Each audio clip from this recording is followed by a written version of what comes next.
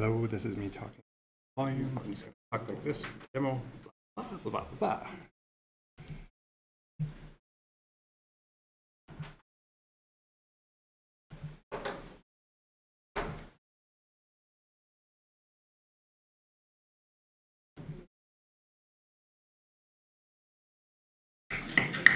Oh, hello, this is me. Apparently there's audio in this room. Sorry, guys. I'm just so everybody knows, I'm gonna record myself during this talk. I've done it twice. I've never made it through all the content, so I'm really looking to get feedback. But also I'm gonna record it so I can review myself later. Show your first Netflix special. Yeah, I told you it's gonna be a pretty boring Netflix special, but yes. That's awesome. Yeah, for sure. Great to see so many people out today. It's gonna be fun, I think. There's lots of really cool talks. Like, I was looking at some of them. I don't have a lot of experience with open data myself, and like it looks like it's really cool, especially for getting started.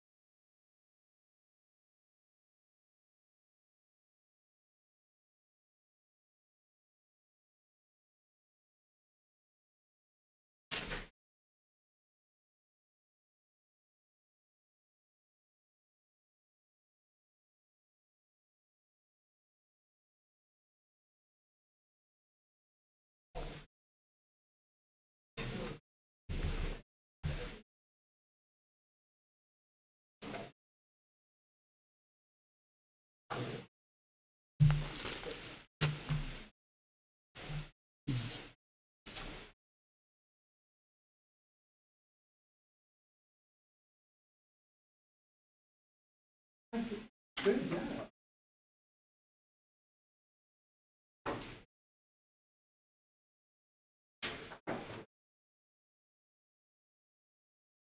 Oh, no rush at all. What's that?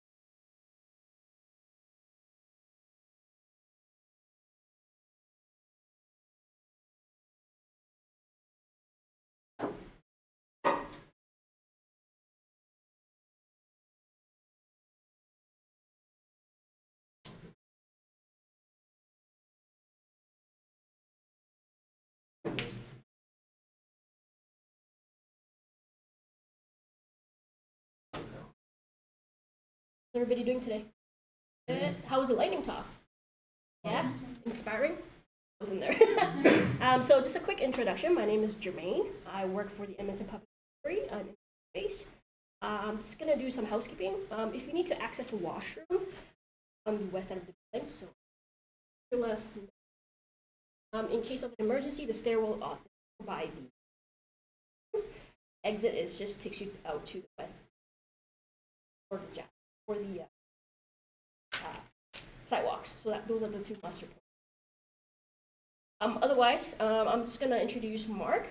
Mark Bennett is with Burnis Studio. That's right. Yeah. And you're a local developer. That's right. Yeah. And a project manager. Yeah, sometimes. Yeah. Okay. Depends on the project. With Dev Edmonton? Yeah, Dev Edmonton. It's actually a not-for-profit society for developers. Nice. Oh, welcome. It's new. Yeah, we're going to get the party started with Git. Yeah, totally. It's going to be exciting. This session is going to run for till 1:30. Sorry, 12:30. 12:30, One right? and a half, yeah. And if at any point, if you need to access the washroom, feel free to go ahead. Okay? That's great. You. Thank you very much, man. I appreciate that. Cheers. All right, well, thank you to everyone for coming out and braving the cold today. I know it is pretty much as cold as it gets, so good on you for getting out here to learn about Git and GitHub. Just a few kind of shopkeeping things. I won't go through too much of this. My name is Mark Bennett. You can find me pretty much everywhere at Mark Bennett, Twitter, GitHub, wherever else you go, markbennett.ca too. In general, I love talking about my kids, cooking, and travel in that order, so if you ever want to chat with me, those are good places to start. Yeah, markbennett.ca. We're going to have a pretty tight schedule today, so I'm going to ask that people hold questions, but I do have lots of pauses throughout where we can kind of address those and regroup and stuff like that. So I'll try to hit those every 10 minutes. And just a reminder, this is a welcoming space, so just be kind, be respectful, be open to others, kind of go with that whole open data thing, open day. And yeah, just as I said, the time is quite limited. I'm going to try to give you the keys, is kind of the metaphor I'm going with here, so that you can start racing with Git. And I've got about 150 slides. So if anyone wants to take a guess at how far we go through, I do have stickers to give out. So whoever's closest is going to get first dibs on the stickers if you want. So any guesses before we start here? 127. 127. Okay, any other takers? 135. Okay. 100. Okay, all right. So we've got our three contestants over there. We'll see who's closest. So here we go. So what is Git? If you look it up on Wikipedia or their website, it says Git is a distributed version control system. There we go. We're done. We know everything, right? Okay. So what is a version control system? So this is something that might be new to a lot of people. Basically, a version control system is something that lets you track and manage changes to files, folders, things like that. And I will point out, too, that these slides are actually available at markbennett.ca. So if I don't make it through all of them, I've tried to make them pretty self-explanatory, too. So you should be able to follow along for any of the stuff that we've missed today as well. So the analogy I like to use here is you're doing a team project, right? Back in the day, you're writing your paper, you're emailing each other, you have like so many different versions, and maybe one person has one copy and another person has another. It just becomes too much after a while, right? So I imagine a lot of people have been in that situation in the past. So what version control does is it's more like Google Docs, where everyone can work together and work effectively and share those changes easily. So version control, kind of like Google Docs is how I'd imagine it. So when we're talking about version control, a really important thing to understand is what is a change? Because that's what we're tracking, right? We're tracking changes in your project. So understanding what those are is really important. So for the sake of Git and what we're doing today, we're going to talk about a change as being adding, deleting, or changing a file in your project, right? So it doesn't matter so much what those files are, just more importantly, what we're doing with those files. Another question that comes up a lot is why you would even want to bother doing this, because there's a bit of setup that you have to do. And I can tell you from my personal experience, usually it's nice to have version control, because especially when you're working in a software project, things will break. And so it's nice to be able to go and work back to figure out what broke and why. And version control gives you a really nice kind of safety net to do that. Another thing too is sometimes when you're working on a big project, especially a complicated one, it's nice to be able to go and try something out, to test things, to work on the code, knowing that if it doesn't work or if you need to reset and kind of try again, that you're able to use your version control system to do that. So that's another thing you'll see it for is people use it to start new kind of large projects and stuff and changes. And the other thing too is that version control is really neat because it doesn't just let you go back one version. Most version control systems will let you go back all the way to the start of your project. So you can kind of travel through time in your project, which is useful. You could think of it like this. It's sort of like the DeLorean. You can hop in and go back to any point in history. So there's lots of version control systems. Another question that comes up a lot is what makes Git special? Because you see a lot of people have switched to Git, and there are some very particular reasons for that. Git, because it's popular, is also popular, right? Lots of people use it, so lots of people want to use it. It's open source, which is nice, which means that if there's bugs or issues, you can go see exactly what's causing those and potentially fix them or at least understand where they're coming from. It's also free, which is nice. People like free things, right? So those are all kind of basic reasons, but there's also some other ones too. Git is great because you can do almost everything offline. So that means you can go and be at an airport or a place with a poor internet connection and still have almost all of the benefits of using Git. A lot of other version control tools assume that you're always going to have an internet connection or like a VPN or something like that. Git does not need that to work. So when Git first came out, that was a huge change. And as a developer, I remember being able to go to a coffee shop and work on everything and not have to worry about getting a really bad internet connection and losing changes or something like that. So that's a big deal. And the other thing too is that Git is fast compared to a lot of other version systems. Git is so much faster. In the past, there's been ones like CVS, Subversion, like Team Foundation Services. All of those ones have kind of been replaced by Git because it is so much more efficient and so much faster on your computer. Thank you very much. The other thing too is that Git makes sharing really easy. This is something where it was originally written by the people who developed Linux as a way to share kind of changes and stuff like that. And they're all distributed all over the world. So one of the really cool things was it makes it really easy to package up changes you've made and send them to someone else to review and to look at. We'll get into that a bit more later. And one of the other things too is people often associate Git with kind of open source projects and programming and things like that. And while it's true that you can use Git with that, there's a ton of other things. You can really, if you can make a file out of it, you can put it into Git. So, I've seen obviously program source code, but there's also open data. There's been creative projects, term papers. I know one person who did all his term papers in Git. And actually, this was new to me when I was looking for examples. In Germany, there's actually part of the government where their legislation is on GitHub. And so you can go and version control it there, submit pull requests and stuff like that. So I'll explain what those are later, but it's pretty cool. It's a whole different way to think about legislation. Which brings me to the next question that comes up. Talked a bit about Git. So what is GitHub? How does that fit in? The simplest definition is that GitHub is web-based hosting for your Git repository, right? So at its most basic, you have a Git repository on your computer. You can work with it. When you're done your changes, you can share it to GitHub and other people can get it. But it does more than that too. It also has project management built into it. It has code reviews. There's all sorts of documentation that comes along with projects on GitHub that's kind of available in a standard format and accessible that way. So there's other things that it adds on top of Git that you wouldn't get if you just had Git installed on your computer. And it's funny, but GitHub on its own has almost become like a social network for developers. For those of you that don't know, Microsoft actually recently bought GitHub here in the last 6 months. And I think a big reason why they did that is because they own LinkedIn already. I think this is tying into that more as a social network for developers because it's just where people go. I personally probably check my GitHub homepage more than I check Facebook, which is bad, but true. Anyway, we'll see more of that as we progress here too.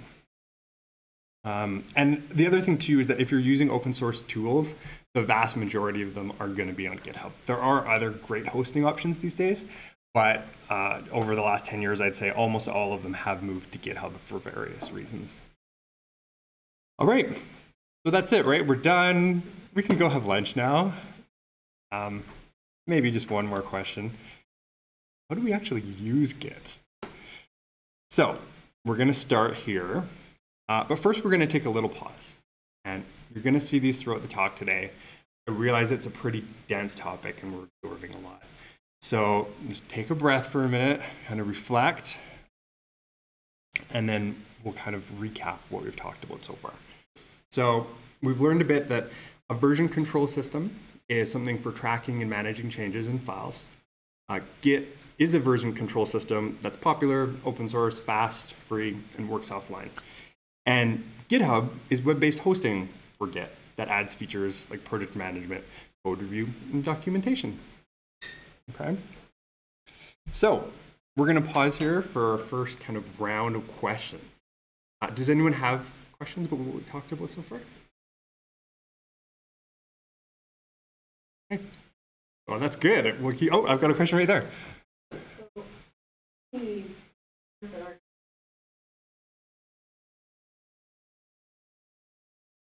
involved.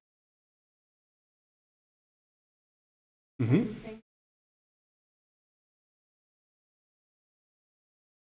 Right, stuff that you wouldn't want to share, for example. Yes, absolutely. So we're going to talk about these in a minute.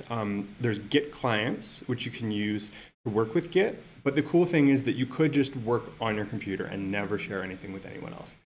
What you'll see for companies that are more privacy conscious is there's two options. There's you can host your own Git server, but there's also actually something called GitHub Enterprise where they'll install it.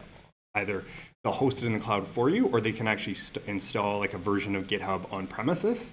And then there's also kind of open source clones of GitHub, like GitLab is one. There's a few others that let you host something like GitHub within your organization and within your network. So there's definitely options for people that can't use GitHub itself. And the nice thing too is like using GitHub Enterprise, all of their tools tie right into it. So it's really easy if you're used to GitHub to like use that as well. Or GitLab is a great one too.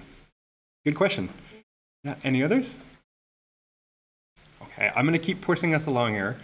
And we'll have time for more questions at the end too. So let's get started with Git. This down here is the Git logo too. You'll see that throughout the talk sometimes. So we're going to talk about a couple of things. We'll talk about popular Git clients. We won't talk about all of them because there's a lot. We'll talk about what a repository is, how you start one. We'll look at the commit history, which we'll explain in a minute. We'll talk about how you add things to the commit history, how you commit your changes.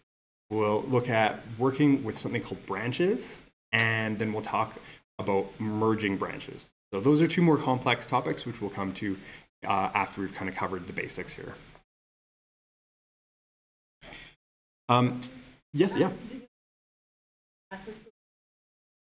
I think there is access to the Wi-Fi. Yes, I don't have it, but maybe Jermaine can help with that. Thank you. All right, so we have a couple different GitHub clients. They're going to do things like allow you to create a Git repository.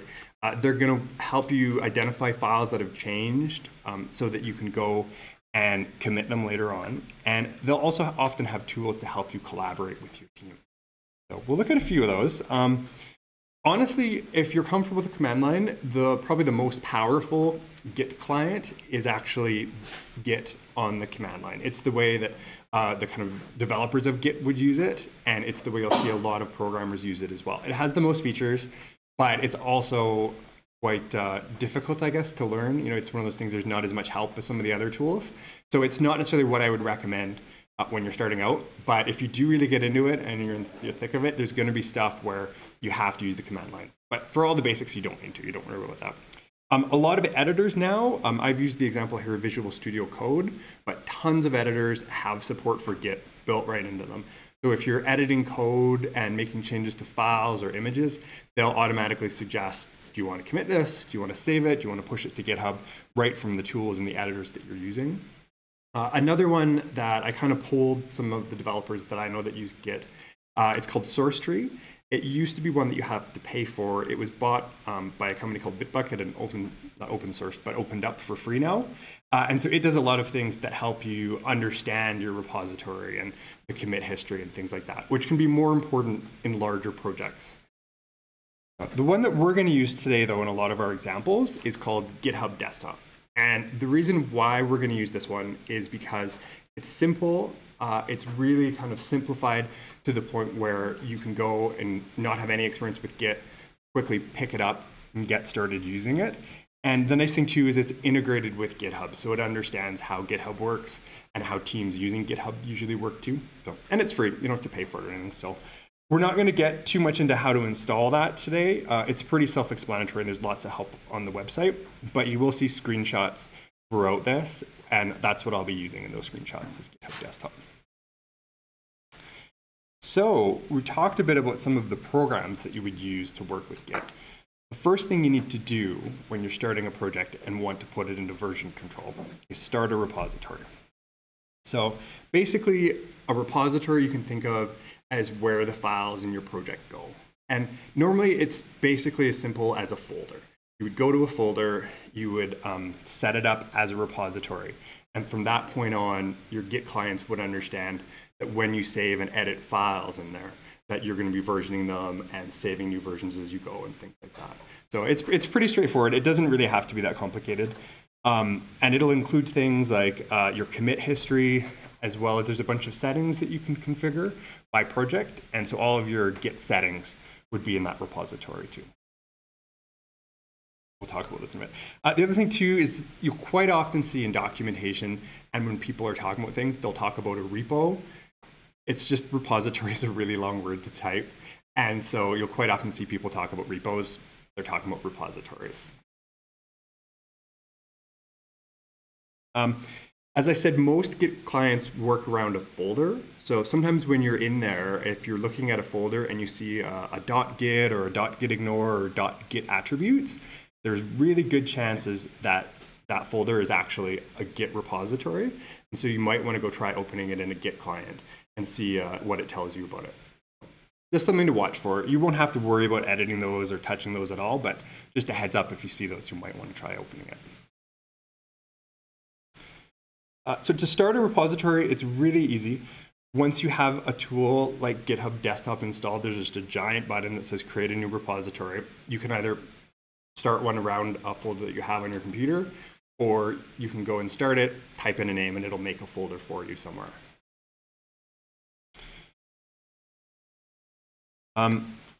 Once you created that, one of the first things you'll see is something called the commit history.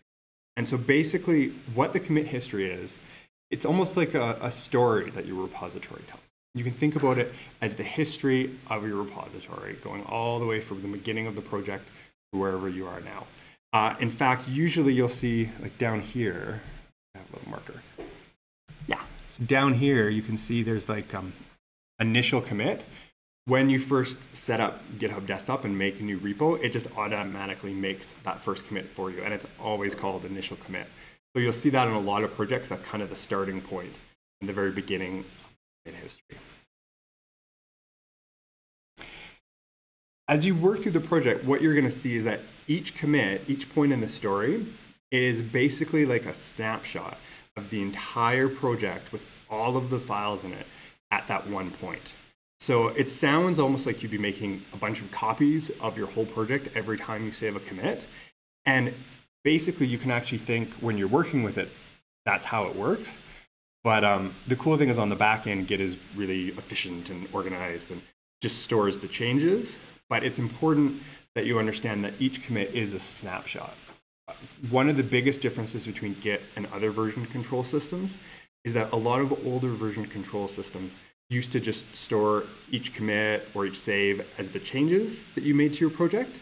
And so if one change got corrupt or something happened, or you just had a really big project with a lot of changes, it could make loading and working with your source code and your project really, really slow. So this whole concept of commits as snapshots was new with Git, and it made a big difference, and is one of the reasons why Git is so fast. If you can get your head around this, this helps a lot with understanding the rest of what we're going to talk about today. And it is a bit weird. When I was coming to Git for the first time, this took me a while to get my head around. So you guys might actually be at an advantage if you haven't used version control before. So looking at the commit history itself, each commit has two things. It has a summary, which is a short little blurb that you would see almost, you can think of it like a tweet, right? It should be really short, it should be concise. The point is to get across to people looking at it quickly what that snapshot was at that point. So maybe you've added something new, you've edited something. Then below that, you'll see there's a description, and that's where you can put in all the details. You can say, I've got this working, I still have to fix that, or describe why you changed something, things like that. But you don't want to have those in the summary. The summary should be short, quick, to the point. The other thing too that you'll see a lot is that Git, when you save every commit, it's going to go and run a bunch of calculations and come up with this thing called a hash right here. And as a human, we don't deal with that a lot. Like usually the tools will work with that, but you can kind of think of it as a unique ID that represents the snapshot of your project at that point in time. So if even a tiny change is done to like 1 pixel in an image or 1 character in a line of code, that hash will change completely. And so it's one of the ways that Git really stores things securely, because as soon as that hash changes, it can tell that something's happened and that it's not intact anymore. So Git basically has a lot of security built right in to how it works, and this is one of the ways to do that. The other thing that you'll see too is when you're using the tools and referring to hashes, a lot of the time, rather than say, oh, it was this commit on that day with this description, you'll just send back and forth these digits instead. So if you see people talking about commit and it has this weird little symbol beside it, they're talking about the hash. But like I said, that won't come up too much. It's usually just when you're fixing something that's really broken. If you're at that point, you'll probably know what you're doing anyway, so don't worry about it. Okay, we're going to pause for questions here in just a minute. I just have one more thing to get through. So the other thing to know is that when you're working, your changes are not saved automatically. So you can go and edit your files as you normally do. Save them in your editors, in your graphics programs, whatever you're using. But just doing that is not enough to get it into version control. So what's going to happen is you're going to make your changes, and then you have to tell Git which changes you want to put into your commit. So we call that staging the changes. And once you've got a nice set of changes that kind of reflect the work that you're doing and you're satisfied that they're done to the point maybe you'd want to share them with someone else, then you commit those staged changes, and that becomes a new entry in your history. We'll break that down a little bit. So working in your editor, you add some new graphics or something, you add a couple lines of code, you save it, and then what you're going to see is over in a tool like GitHub Desktop, Visual Studio Code, whatever you're using, it's going to flag the files that have changed. And you'll have little checkboxes beside them. In GitHub Desktop, by default, it just checks anything that's changed. So you're more unchecking than anything else. But yeah, it'll check everything that's changed. You can review it. If you click on them, it'll show you the differences and stuff like that. It'll show you what has changed. And it's actually pretty smart about it. Like it even works for images and stuff now and can show you which parts of an image maybe have changed, stuff like that. There's different tools you can get to help with that.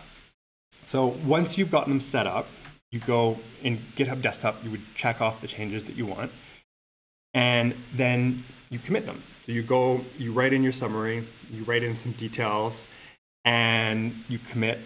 In this case, we're committing to master. So we'll talk about what master and some of the other branches are in a minute. We talk about branching. But you commit your changes, and now, ta-da, there's a new commit in our history. So you can see here, we come from these ones, and we've added a new one with a picture of Toby. Toby's this puppy, by the way. I don't know why I decided his name's Toby, but that's Toby. So we've added Toby to our repository. There's a nice clear message explaining what we did in the summary, and if you were to click on that, you would see exactly which files have changed. You would see that longer description, all of the information that you would want when you're sharing it with someone else so that they can understand the work that you've done. One of the other things too, this is actually kind of a programming comic called XKCD, and they talk about a lot of nerdy programming stuff. But one of the things that you should really remember is that you are telling a story in your commit history. And it's really easy, you know, it's the middle of the night, and so you can see here, like, they start off with really nice, helpful, like, messages that everyone understands. And then about this time, it's like, it's not working, it's breaking. And so you have all these little kind of silly commit messages and stuff like that. You see it, it happens. But just remember that, like, when you go back and you're looking at a commit like this, you might have a lot of trouble figuring out from that description what happened in that commit. So you're helping yourself and your team by writing nice ones. But don't stress about it too much. More a useful tip, I think. Okay, so that was another big brain dump. And we take a pause here and look at this beautiful, relaxing beach. Oh, it's so sunny and warm. All right, I'm gonna take a breath too. Okay, so what did we just learn? Well, we talked about creating a repository using GitHub Desktop or any of your other tools, getting all your files in there in a folder. We talked how commits are like snapshots, super important to remember as we go forward. We talked about how we make changes, stage our changes, and then we commit our changes. Kind of a flow you'll get into as you're working with Git. And then we talked about how the commit history is the story of your project. So just think about it that way and think about how other people might want to read it, or you might want to read it in a year from now and trying to fix bugs or something like that. Okay, so let's take some questions.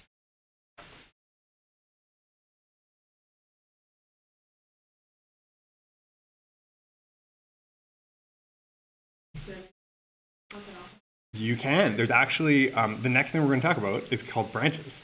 And that's exactly what they're for. That's another feature of Git that is super helpful for working on large projects and stuff like that, or just doing some experiments. Good question. And any others?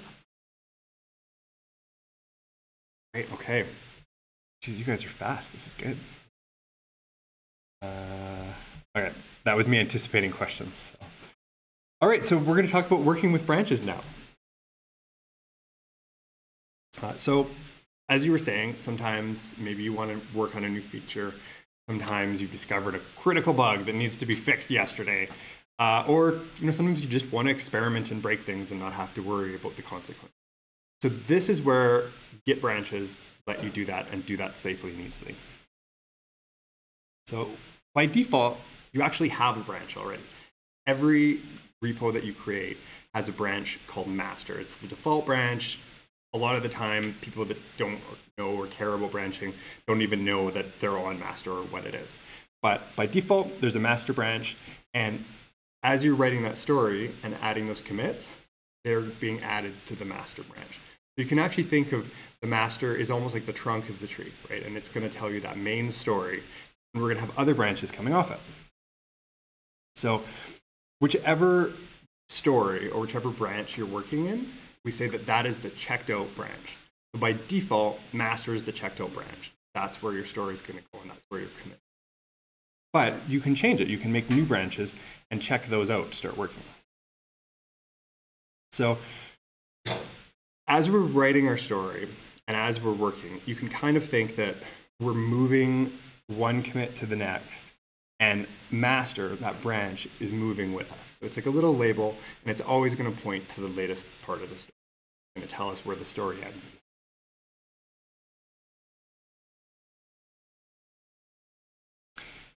Right, so in this case, we have commit 1, commit 2, commit 3. We're going to see this a lot. Like I have C1, C2, C3, C whatever. Those are short for commits. And so here we show how the story kind of starts on C1, goes to C2, and goes to C3. And I have the arrows going this way because it's kind of showing it things getting older. They're like parents or something like that, I guess. So yeah, here C3 points to master. It's really easy to make a new branch. Basically what you do is you go and at any point you can pick really any commit, to be honest, but usually you start off of the latest master. And you go and you branch off it, right? So we're creating a new kind of separate story that shares that one point. In this example, I'm going to be fixing a bug because those happen. And so we're going to create a branch to do that. So we branch off it, and now the story, because we haven't done anything, looks exactly the same.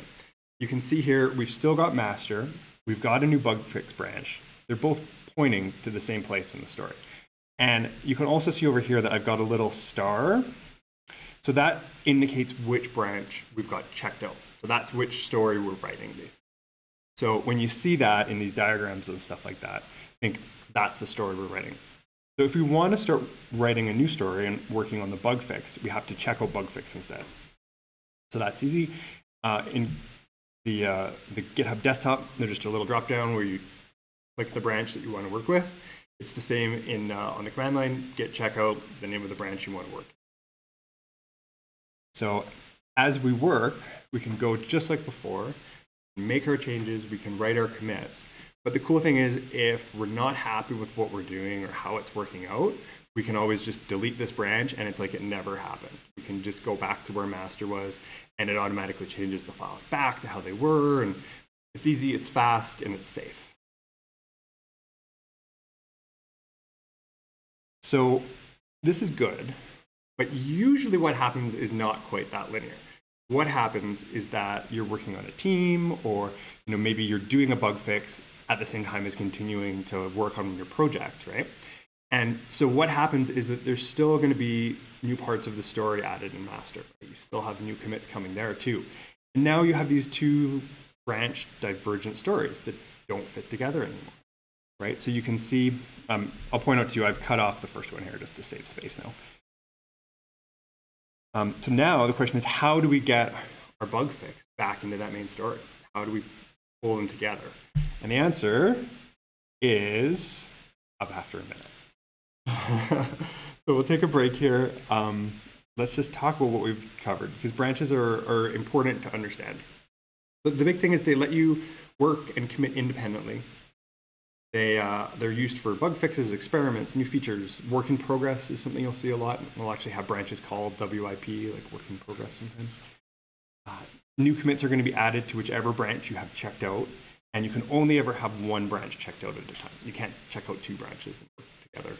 And by default, every repository has that master branch. So you could just live in master all the time and never work in a branch at all if you want. Okay, so questions about branches. I know there's one that we have to go from that. Does everyone understand what a branch is and why you might want to use them, I guess? Yeah. Okay, let's move on. So we're going to talk about something called merging branches. And this is where we're going to test what you've learned so far, because it does start to get a bit more complicated. But you guys will master this. It's not that complicated. So one of the things we need to understand is that I've kind of been holding back a bit in terms of describing what a commit is. So far in our diagrams and things like that, each commit has had a single parent. It's been a nice kind of flowing tree up to the top. But if you look at this, that's actually not true, because one of these commits doesn't have any parents, right? The very first initial one has no parents at all, right? So we already know that commits can have 0 or 1 parent. But the interesting thing is that commits can also have, I'm getting out of order here.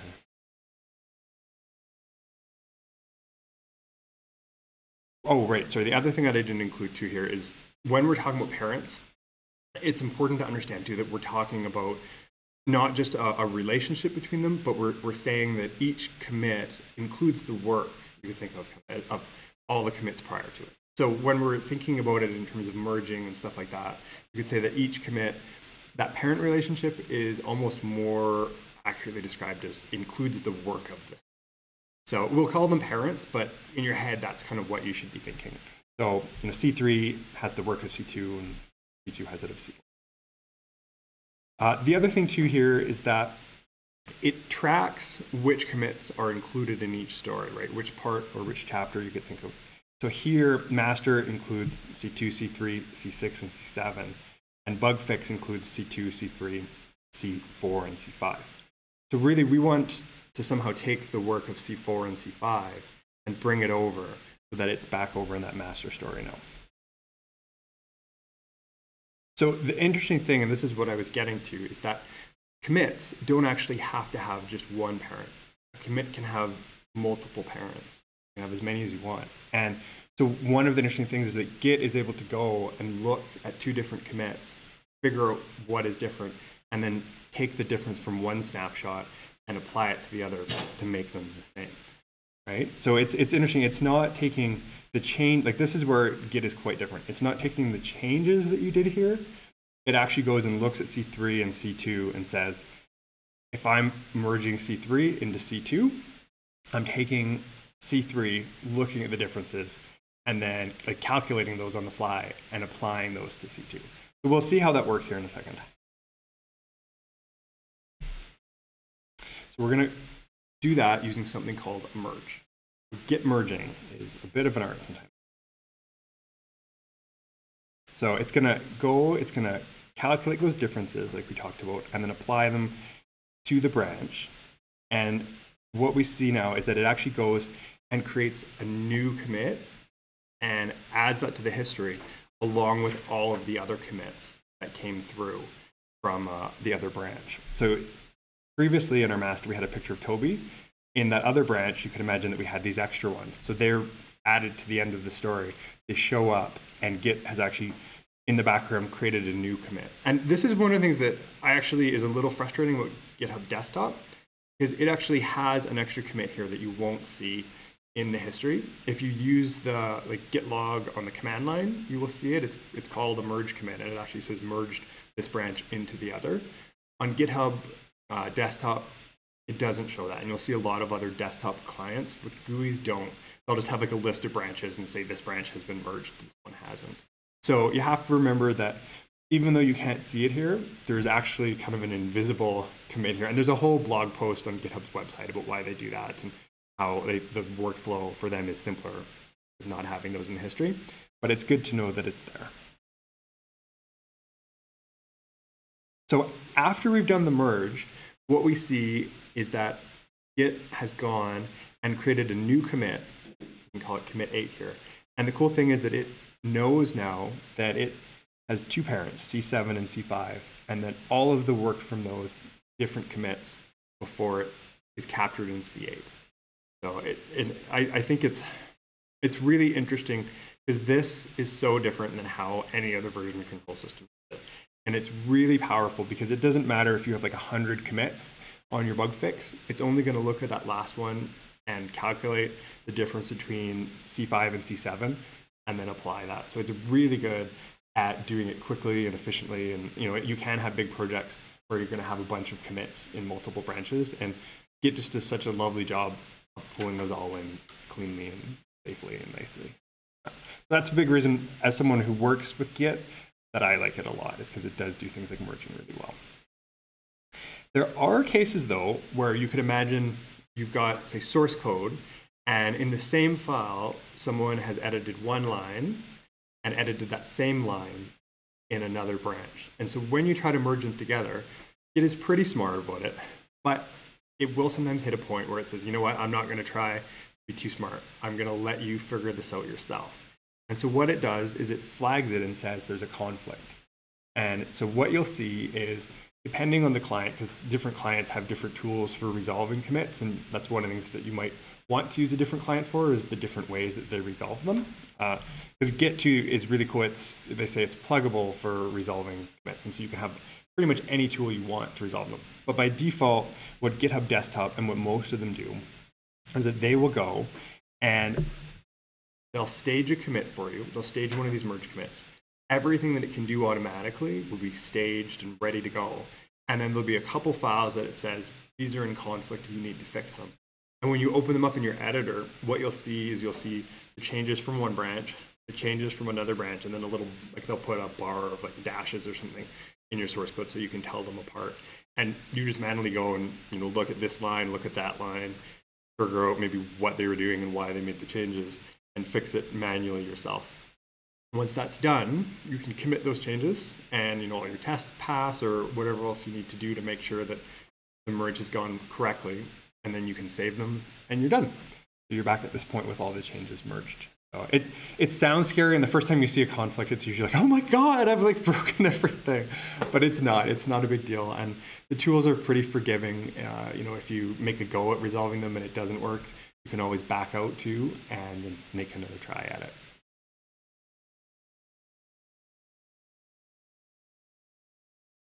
Okay, so that's branching.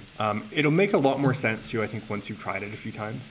So if some of that was a bit abstract, I wouldn't worry about it too much. Hopefully the first couple ones you won't have to deal with any conflicts.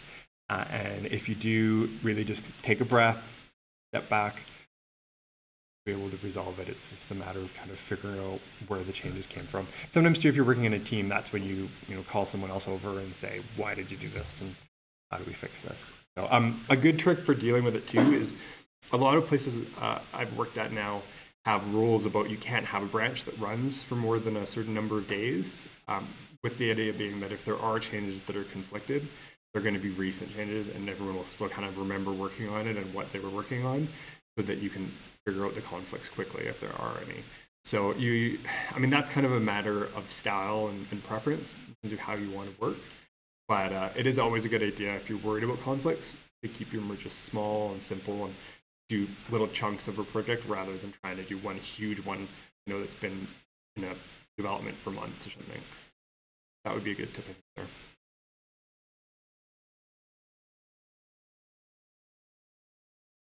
All right, so review. Branches point to commits. Branches track all the work from the commits included in them. And commits can have more than one parent. Merging branches makes a new commit in that commit story, in your commit history, with two parents. And most of the time, merging will be automatic. But when it's not, there will be conflicts, and you have to resolve those. And then you can do it. So, questions about that? That was a bit more complicated. Okay.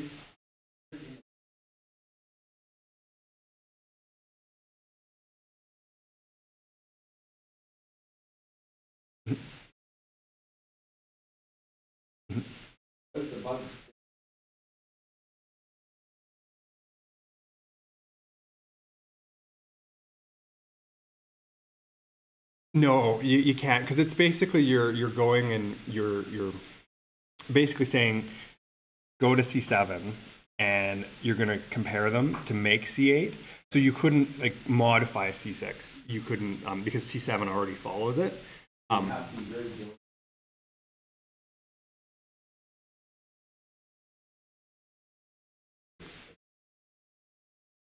Well, that's where you get those conflicts too, right? So that's where it's useful to merge often and quickly rather than doing bigger ones. And on a larger project, let's say you have 10 developers, every day you could have 10 new branches cut and merged in. So the idea is that this is something that you'll probably do a lot, especially on larger teams. And it seems intimidating, but honestly, it isn't. It does get easier. Another thing too, though, that raises is it is actually possible using some of the more advanced tools to go back and change commits and things like that, and to directly edit it and say, I'm going to add a parent to this one. But in my experience, every time I've done that, it breaks things, and it just is not a good thing to do. There's one special case where you will see people rewriting their commit logs, and if we have time, we'll talk about that. But again, a lot of people like to just treat the commit history and the commit logs as completely immutable, never anything that you would ever want to change. And in general, that's a good policy. You should have to have a really good reason to do it. Because one of the problems too is if you edit it on your laptop and then go to upload it to GitHub, they're going to have the same commit with different information now, right? And so you can, GitHub by default will actually say, I'm not going to accept that. And you can force push it. You can push it up there. But then you have to reach out to everyone else on your team and say, I've force pushed an update. I've changed the history. Please update. Please make sure that your code has been updated. And trust me, force pushing updates to GitHub will make the rest of the team not like you. So don't do it unless you have a good reason. And probably if you are on a team, talk to the team first before you do. Good question. Yeah. Mm-hmm. Mm-hmm.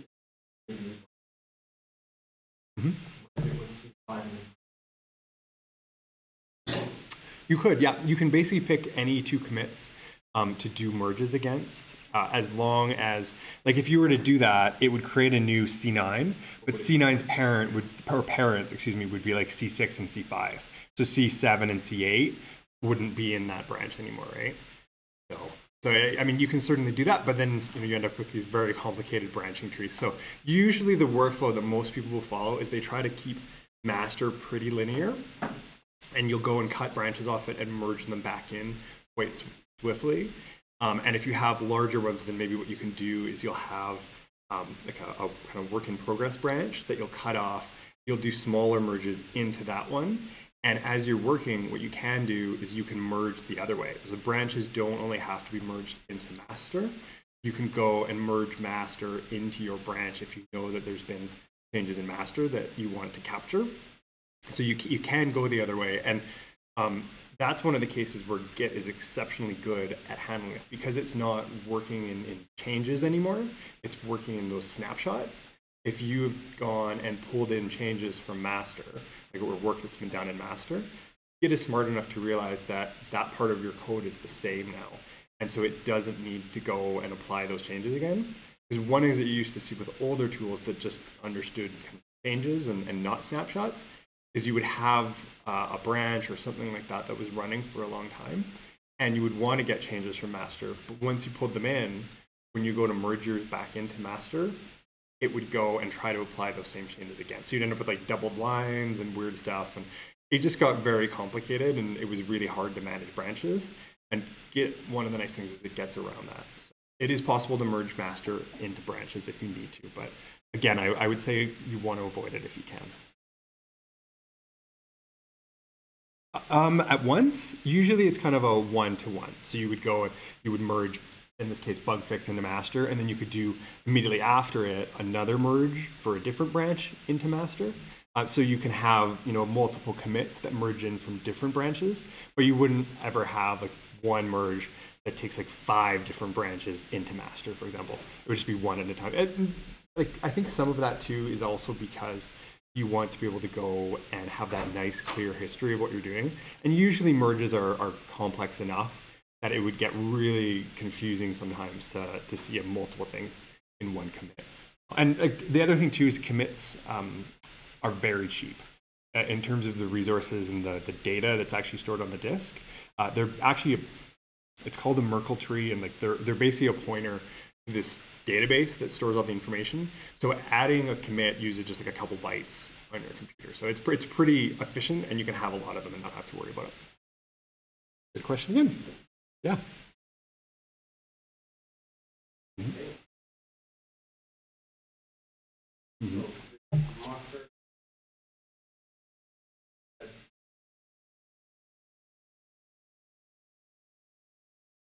Okay.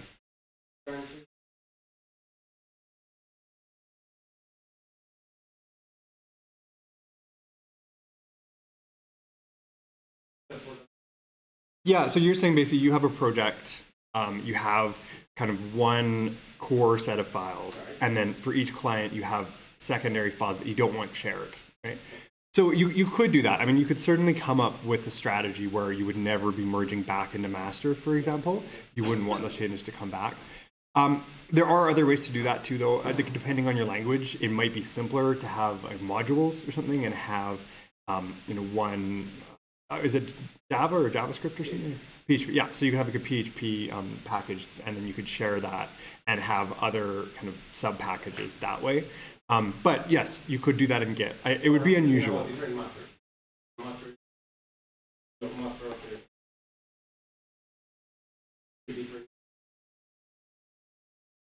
Yeah, I wouldn't have multiple branches called master, just because if someone else were to look at that, it might be confusing. But you could have like master in client 1, client 2, client 3. The tricky thing that I would see is because of the way you had it set up, every time you made a change to master, you would then have to go to the client 1 branch and merge master into the client 2 branch. And so that's where having a module and like a dependency, it might be simpler for you to manage, but that would have to depend on the project. Good question. All right. So we've actually covered the basics of Git at this point. So at this point, you have all the concepts there of Git. So we're going to segue into talking a little bit about GitHub and how that fits in. Are there any other questions before we do that?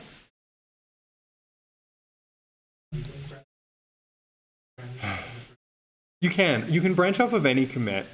So there are times when, for example, if Oh, I can think. So I work a lot in a language called Ruby on Rails.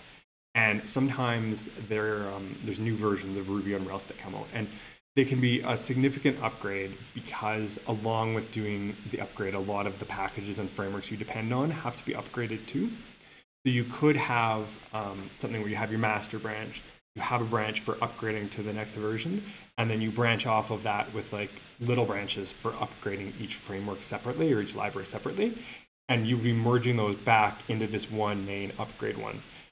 But what I would say there is that wouldn't be an ideal situation because you end up with this really long running branch. And if it takes, a month to finish upgrading your version of Rails, by the time you're done that and are merging back into master, there could have been a lot of changes. And so tracking those and keeping in sync with them can be hard. And so I would say generally as a rule, I would prefer to do a bunch of small commits that go, or small branches that go right back into master rather than doing it that way. But yeah, you can definitely do that, and there are projects that do that for sure.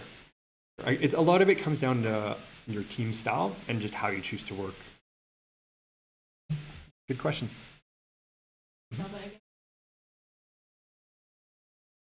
Hmm?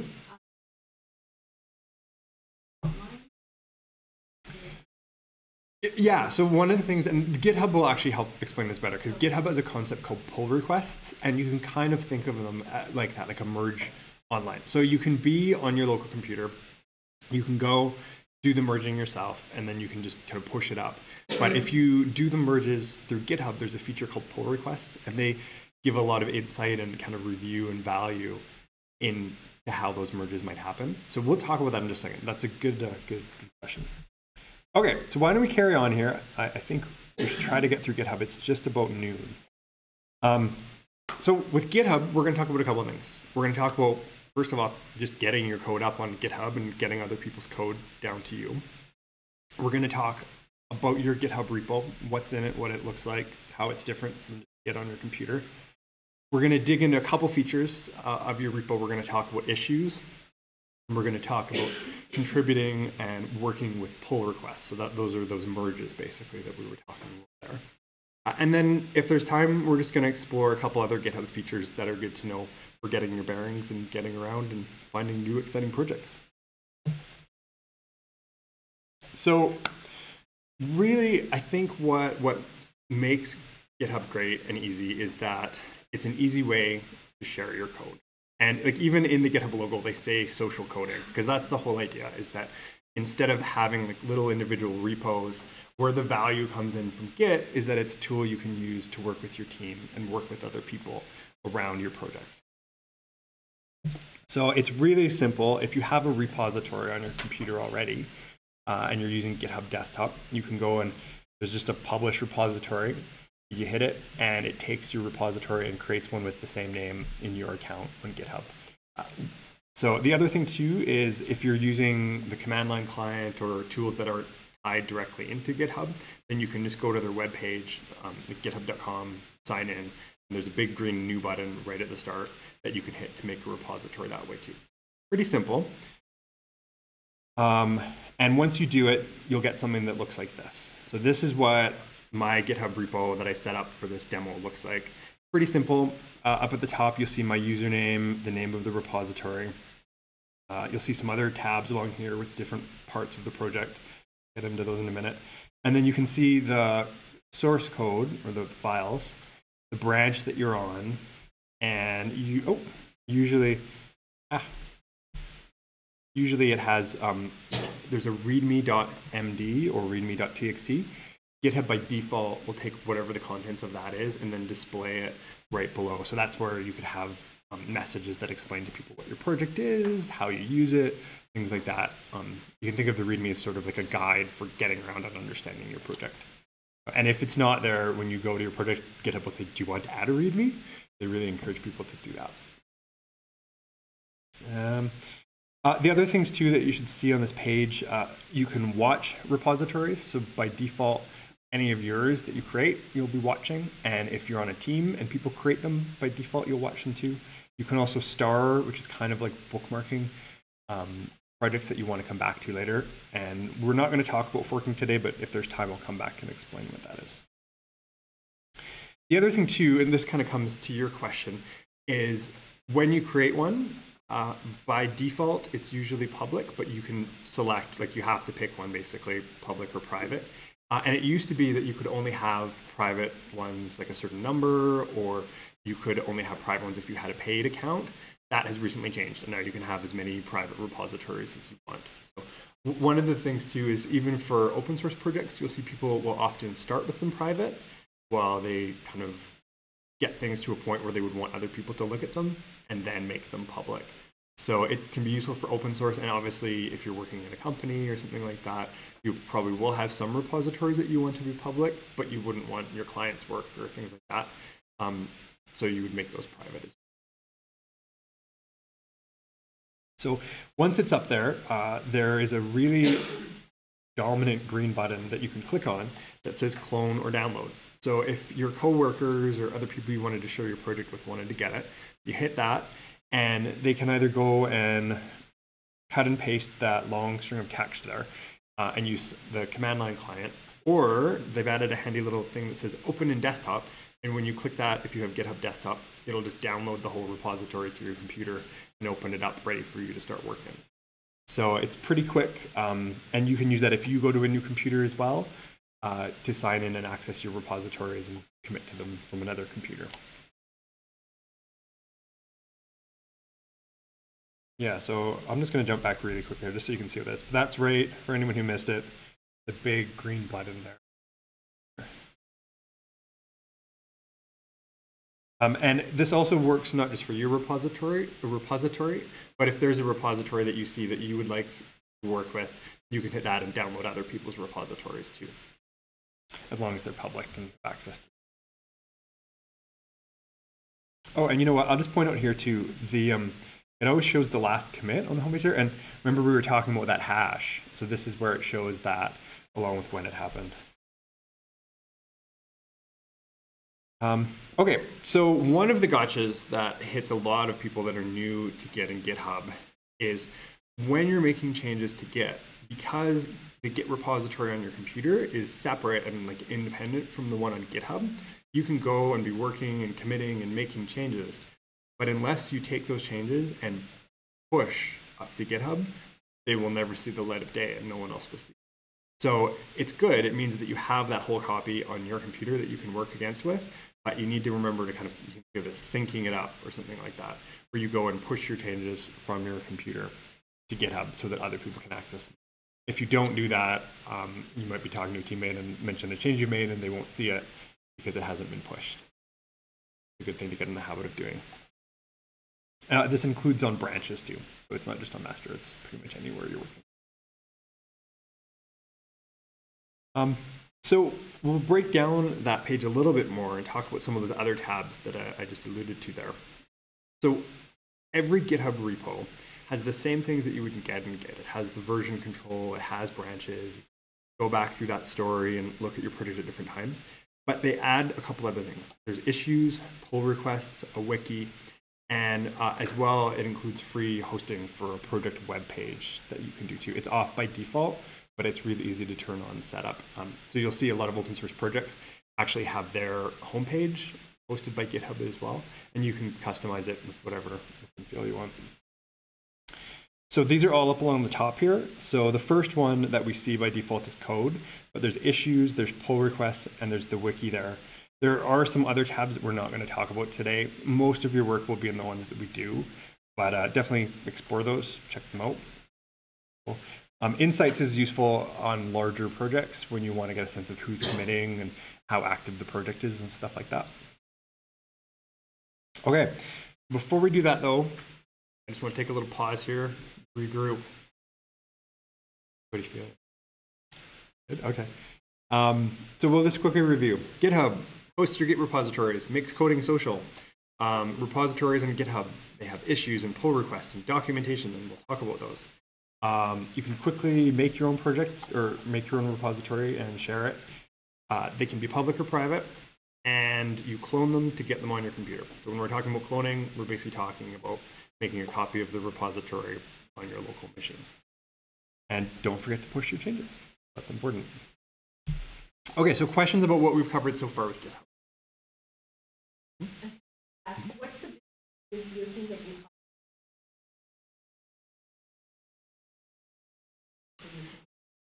Well, there's lots of things that you can't do with the web page. And so, for example, if you were editing files and things like that, using the one on your computer, using the client rather than using the web page, you could go and make changes in Photoshop or something like that and save the files and then commit using the tool on your computer. If you went to the web page, actually for a long time, you couldn't even do anything like that. You couldn't upload new versions of files or anything. Like the idea is, it's not really, the web page is not meant to be a big Git client. It's more for dealing with the program management side of things, dealing with the pull requests and stuff like that.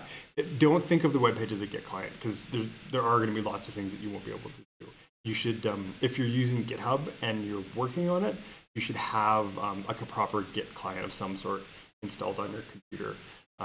You know, unless you're doing very basic stuff like just editing text in a file or something. There's kind of enough there that you can hack things together if you needed to using the website. But I would say, though, the workflow would not be ideal. Yeah, good question. Yeah. Any others? What's the difference between using a desktop versus code editor? There's not really a difference, to be honest. Basically, the difference is that so GitHub Desktop, like all of the different clients, will let you work with a Git repository on your computer. Some of them understand GitHub hosting websites. Like GitHub is the main one, but there's also Bitbucket, which is made by another company, and there's GitLab. There are kind of other ones out there, and or you can have ones that work with enterprise things, stuff like that as well. So really what you do is when you're working, you're going to pick the Git client that works the best with the kind of project you're doing, whether it's design work, whether it's writing code, whether it's working with open data. You can work with Git locally and maybe never touch a website like GitHub, or you can go and use one that's aware of something like GitHub. And then the nice thing is that they'll have tools that will tie into those other things that GitHub, stuff like pull requests and issues that a normal Git client wouldn't. Because those, like all of the issues and pull requests and documentation, they're not part of a normal Git repo. They're kind of on top of it, add-ons. I hope that answers your question of why you would use that. But a lot of choosing a Git client too is just personal preference. And one works for you. Good question. Any others? Okay, so we're going to dive in and talk about some of those other tabs. So the first one is issues. So you'll see this a lot. It's right at the top. Basically, this is just a list of issues associated with a project. So they allow you to report things. So you'll see a lot of open source projects or projects will use them to report bugs. Sometimes you'll also use them to track the features and work that you need to do. It depends. A lot of companies will have their own project management tools too that are separate from GitHub, and so they won't be using these. But especially if you are just a solo developer or something, you will see a lot of people choose to use these, and almost all open source projects use these issues. To keep them organized, if you are a large open source project, you can have thousands or hundreds of thousands of these issues, and so you'll usually use labels to keep track of them. There also, a lot of them these days have bots that will go, and when you report an issue, like a bug, they might ask you questions about it automatically, so that when a developer comes to it, they have the information to fix it. You can do things like assign them to people, or you can set up milestones for a project. So maybe it's the January or June release of something, and you can tag issues with those so that people following them know maybe when a fix is going out or something like that. So each issue, the other thing that's cool is when you go into the details, there's a discussion there. And so you can do things like talk about possible solutions, maybe describe why you will or sometimes will not fix it, or details that you need to know to fix it. The other cool thing too is that they've, in the last couple of years, added little reactions to them. So you can click on this face and then you can do like a +1 or a minus, because there used to be lots of them where if it was a common bug, for example, there would be like 100 comments saying, me too, I have this problem. Is this fixed yet? And so now what you do is when you create one, you can just put a little reaction like a thumbs up or something and give people a sense of scale. So learning to use reactions on GitHub issues is actually quite useful. And you can see down the side too, this is where you could go and maybe assign it to someone, put labels on it, stuff like that. The other thing too is we'll talk about notifications later, but this is also where you would go if you didn't care about an issue anymore, for example, and you wanted to unsubscribe. so that you wouldn't get notifications about new comments or changes to it, stuff like that. Cool things. Oh yeah. So here, one thing that's neat is often in one issue, you might want to talk about another one. So if you do the number sign, it'll auto pop up with a little search thing, and you can search on any text in the issue or numbers, things like that.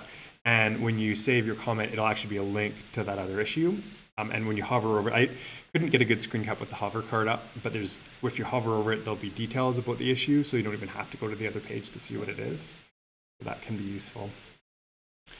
And there's lots of like rich formatting you can do in these comments and stuff too, things like that. Other thing too is you can @mention someone just like you would on Twitter or Facebook, and then they'll get a little ping and a notification so that if there's, for example, an issue that you want to bring to someone's attention, you can mention them.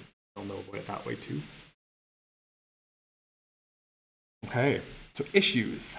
They're often quite chatty and quite busy on popular projects, so learning how to kind of manage them and work with them is important. Are there any questions about them? Actually, sorry, I'm skipping my review. So the recap, use issues to organize the work on a project. It's where the discussion often happens about where a project is going and what's going to happen on it.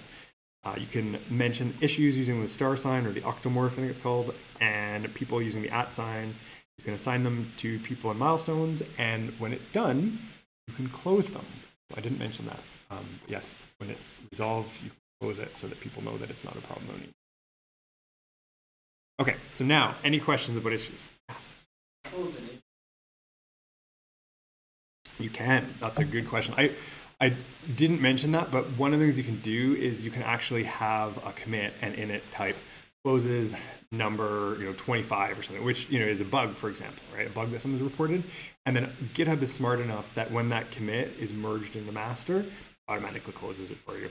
So, and there you'll actually see in the discussion a little thing saying commit blah blah blah, close this issue. So, good point. Yeah. And the things like @mentions and the octomorph, you can also just do that in your commit messages, and GitHub is smart enough to link those up whenever it shows them. Yeah. I mean, you can use them for all sorts of things. So the society that I work with, we actually do all our organizing through GitHub. So, if we are putting together our AGM or something like that, we actually just have an issue where it's like, run the January AGM, and then we have little tasks with check marks beside them, and so we do all of that through an issue, and then once it's done, we close it, and that's how we stay organized. So, I mean, you can do full-fledged project management with it. It's not, I would say, the best tool for that, but it does a lot, and it's free, and it's tied right into your project, which can be a big plus sometimes. And honestly, now that Microsoft owns it, I think we're probably actually going to see a lot more features going in that direction around project management and stuff like that, because they have quite a few other projects on project management tools. So I'm curious to see how it changes there, actually. Yeah, good question. Any others? We're going to keep blazing through this because I'd really like to get to pull requests.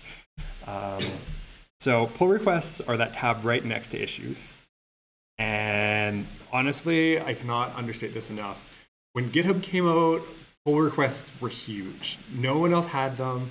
The whole concept of a pull request completely changed how Git works. And honestly, I would say like the most important features of Git are actually its speed and pull requests on GitHub. Because what they do is they go and they're basically a simple request to merge from a branch into another. Usually that's like a bug fix or something like that, or a new feature getting merged into master. But what they do is, whereas on your computer, if you were doing that, you would just see the changes, you would look at them, and maybe you would review them yourself. GitHub and pull requests turn that into a social kind of activity where there's people that can get involved. You can go and every pull request is also an issue. So you can go and you can mention pull requests just like how you mention other issues using the star. And you can have a full discussion on them. You can work through any issues that you have with the changes that the person has done. If they go and make new changes to their branch and push them, the pull request will update so that you can see changes as they're fixing things that have been talked about and stuff like that. And we'll look in a second here, but there's also actually really specific tools for making that review process clear and simple. So when it's done, as the owner or someone with right access to the repo, you can choose to either merge it or you can close it. So sometimes you might get changes that you're not satisfied with, or someone suggests something that you're not going to do. You can explain that in the discussion, and then you can also close it so that it doesn't stick around. For every pull request, you can go and there's a little, I realize that's hard to see, it says files changed right here. There's a little tab, and you click on that, and it's going to show you, like here in red, this line was taken out, the green is stuff that you've added. You can see that you can actually go and, I think this is my next slide. Yeah, you can comment on things. So you can click on the right here, that little plus, and you can actually leave a specific comment on that line, mentioning people if you want, things like that, so that they can understand your feedback, or you can just ask about something. So the other cool thing too is you can actually leave a single comment, but you can also go and start what's called a review.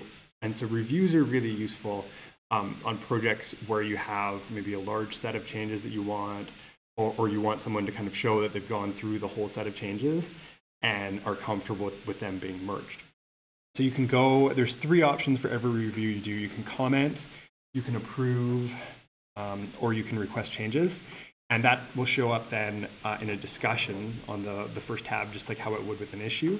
It'll show up as a review. There'll be individual items for each comment that you made in the review. And other people can then come in and respond to them, say, I've fixed this. They can resolve individual comments. And then when you're satisfied, you can go through and approve it. And the cool thing too is that you can actually set GitHub up so that pull requests won't be merged until it's been looked at by like 1 reviewer or 2 reviewers, or there's a whole ton of rules that you can set up there so that you can make sure that these reviews happen and they're done by someone that has the ability to say that it can be merged. Yeah, so this is just showing how they appear in the conversation. So you can see here, I did a review, I left that comment, and then you can go in and mark it as resolved once you feel that that's been addressed. And the interesting thing too is if these lines disappear, like if you continue to make changes on your branch and that comment doesn't apply anymore, it'll still be available in the history, but GitHub will automatically hide those, like it'll collapse them like that. So this is when the reviews and like pull requests came out on GitHub, it really changed how people used Git and made it a lot more effective as a team and a collaboration tool. Yeah, so this is where we talk about you can either merge the pull request or you can close it. And you can limit, as well as requiring a certain number of reviews and things like that, you can also say, this is the set of users for a repository that could do a merge. Or you could say that anyone on the internet, if it's a public project, could submit a pull request, but only people with right access to the repository can merge them. We'll talk about that here in a second. Yeah, this is the cool part. So what you'll see, like this is the React project from Facebook. How many people have heard of React? Go ahead. Okay, maybe I didn't pick a good repo. This is a very popular project for doing front-end coding and things like that on websites. It's pretty much, if you're a front-end developer, you would probably use this project. So as you can see, they've got like 142 pull requests where people are asking to add features or to change things in React. But the cool thing is that some of those are coming from the React team at Facebook, because that's how they do the reviews and do work.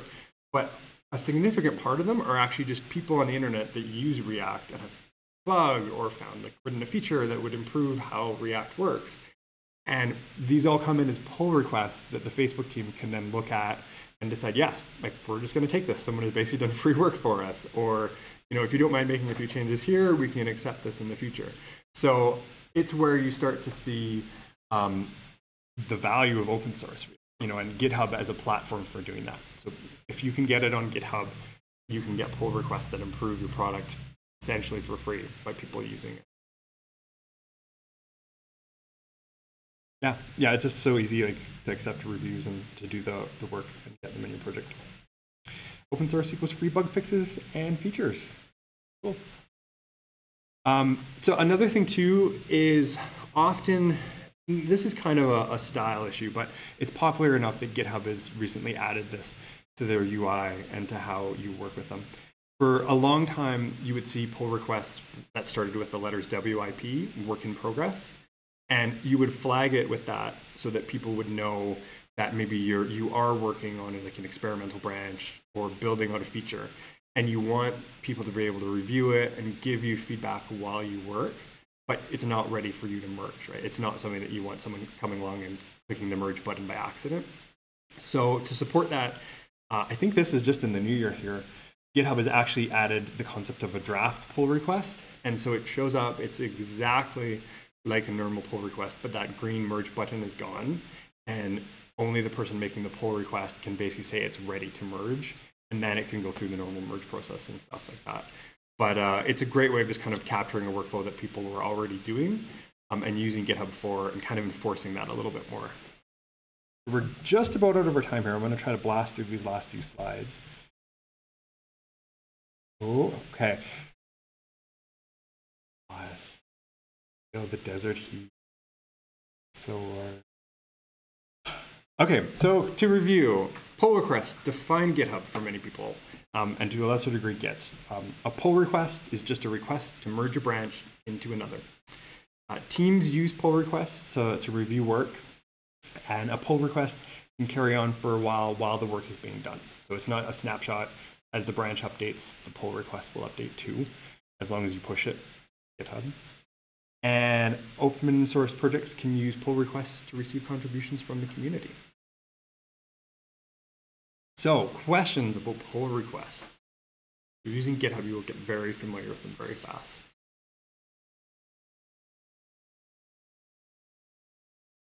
Okay, well, that's either good or bad. I'm not sure, but hopefully everybody got that. So we'll quickly jump into exploring GitHub. We're actually made it further than I thought, which is good. So a few things here. I mentioned these a few times that you can watch issues and that like when you make an issue, by default, you'll be watching it. Same with a repository. If you make one or your team makes one, you'll be watching it. They can get overwhelming, to be honest. It's like another email inbox a bit sometimes, depending on how active you are on GitHub.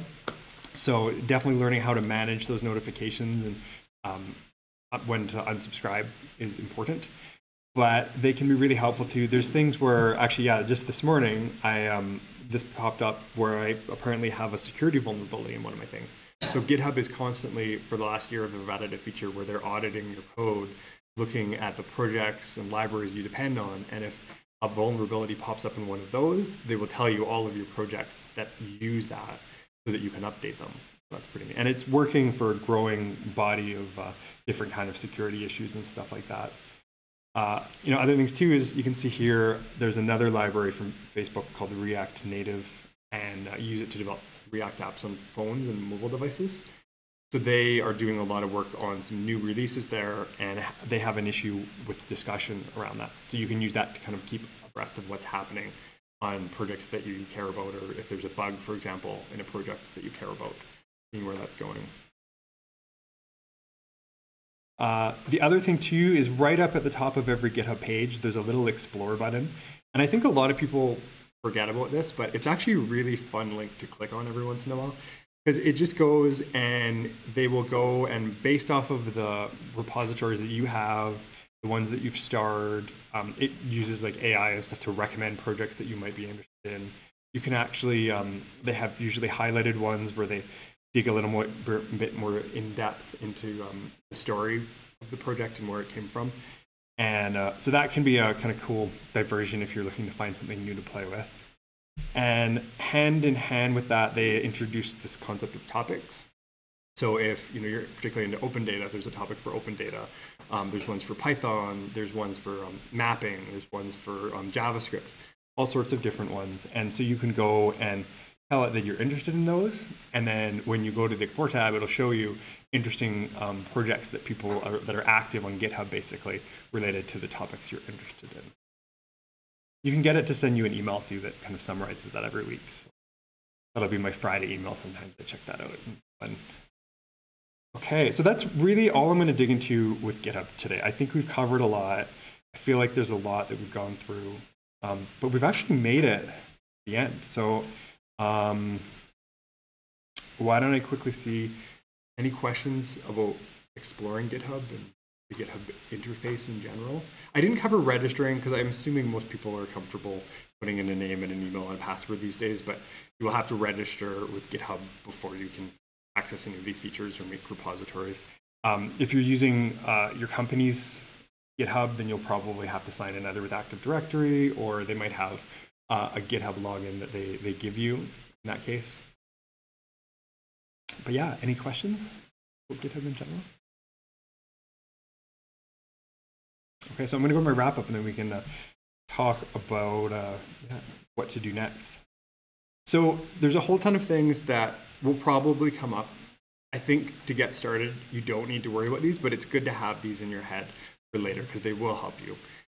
One that will come up right away, especially if you're working on a project where you're using software tools and packages that you're installing, is gitignore. And basically, it's a file that you can put in your project, and you can tell Git by default to not pay attention to these files. So that's useful. If you work with JavaScript, there's like a folder called node packages or node modules, and every time you have a project, it will go and install like 100,000 files in there, depending on how big it is. You don't want to track those. They're all files from other developers that your project uses. So every JavaScript project will have a gitignore that says ignore node modules, because you would never want to check it in. There's other things that you can do there, but basically if you do find that there's files that you don't want to track and you don't want it to tell you about, you would check a gitignore file into your repository and it would handle that. Other ones that I'll jump out right now too, Rebase right over here is one where you were asking if there's ever a time that you want to edit the commit history. Sometimes if you have a branch on your computer that you've not pushed to GitHub and that you know you want to merge, if there's been a lot of activity on master, your commits could end up, just looking at the times on them, could end up kind of interleaved. So there's like, a couple commits from master, then a bug fix on yours, and then a couple more. And it makes that story of your repository really disjointed and hard to read when you have done your merge into master. So one of the things that some teams will do, and actually if you look at the little drop down next to the merge button on GitHub, if you click it, there's an option in there to do this rebase. It will go and rewrite the history just for that branch and basically take it so make it like all of the commits in that branch happened after what's on master right now. So it'll be, you'll kind of read the story of master, and then the commits from the branch will appear right below that, all in a row. So it makes a nice, clean story, which is really the biggest reason why people use Git rebase, is because it does keep that story clean when you're looking back at your logs later. But you have to be careful. Like you can, I would say if you're going to do that, use that rebase button on GitHub, and then tell your team that if they've have a copy of the branch on their computer, it's going to be outdated now, and that they should just delete it. So again, that would be a decision where usually at the team level, you talk about deciding whether to rebase or not. But that's the only time I can think of where it's common to change things. And the other one too that you'll see is git commit amend. Every once in a while, you realize that you've left a file out of a commit. If, or maybe you made a spelling mistake in the summary or in the description. If you've just done it, it's okay.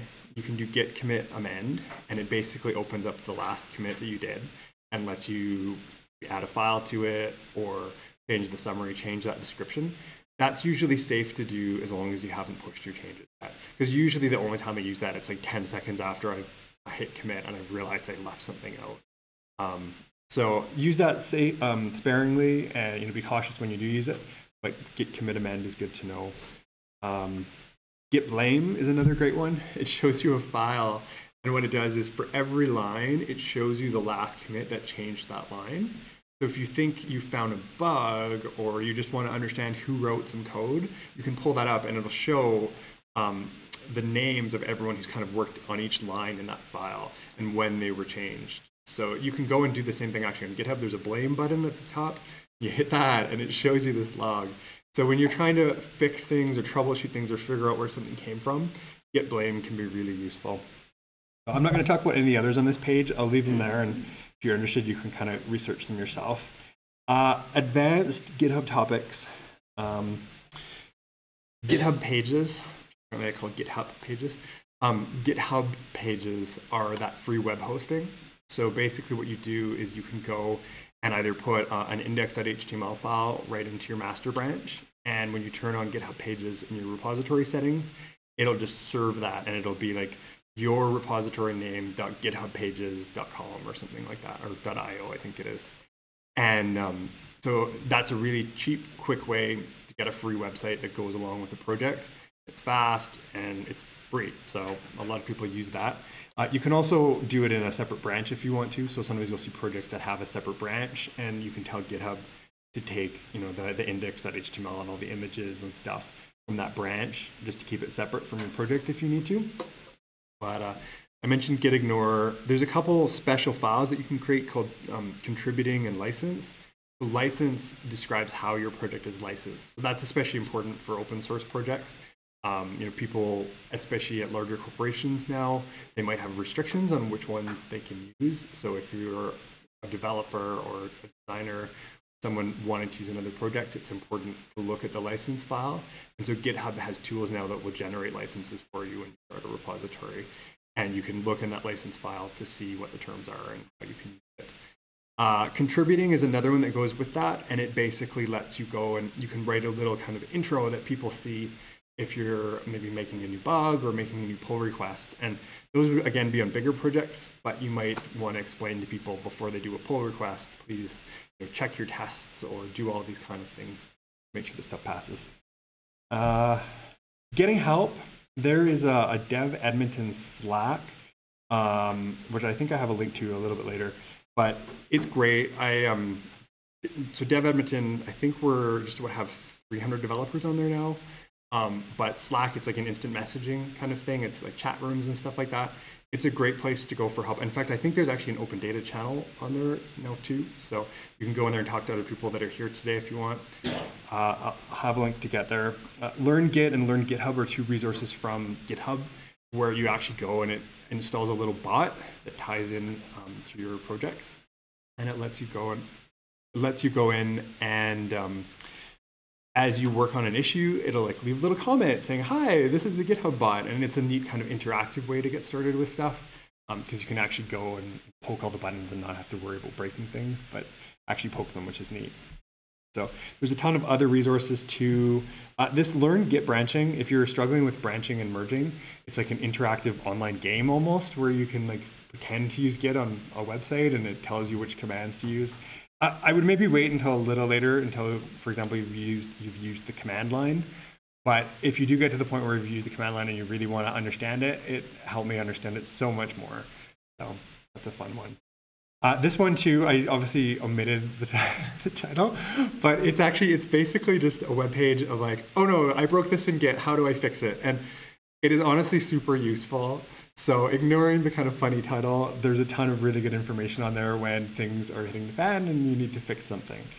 So, and yeah, the other thing too, I just want to acknowledge Linus Torvald, who originally came up with the concepts for Git and wrote Linux as well as Git. Also, there was a ton of people in the Dev Edmonton Slack that helped me put together the concepts and things for this. So I want to say thank you to them. Yeah, if you want to get help, just hit up devedmonton.com. The Slack link is right at the bottom. It's like, I'll show you here. There are, yes, a lot of people on here. I think right now, yeah, 298. So we're just about at 300. But it's a great place to go if you just need general programming help and stuff like that too. There's Python and JavaScript and Ruby and you name it. So feedback would be really welcome. This is the first time that I've made it through in time. So good job, everybody. I think actually that deserves a round of applause for you guys too, because it's a lot. But if you do have feedback, please let me know if there's stuff that you wanted me to cover or stuff that was confusing or didn't get explained well. You can hit me on Mark Bennett pretty anywhere or on that Slack. I'm on there. And thank you. I'm going to wrap it there and let me know if you have any other questions. Okay, well, thank you. You can find me afterwards too if you'd rather ask in private. Cheers. Thanks, guys.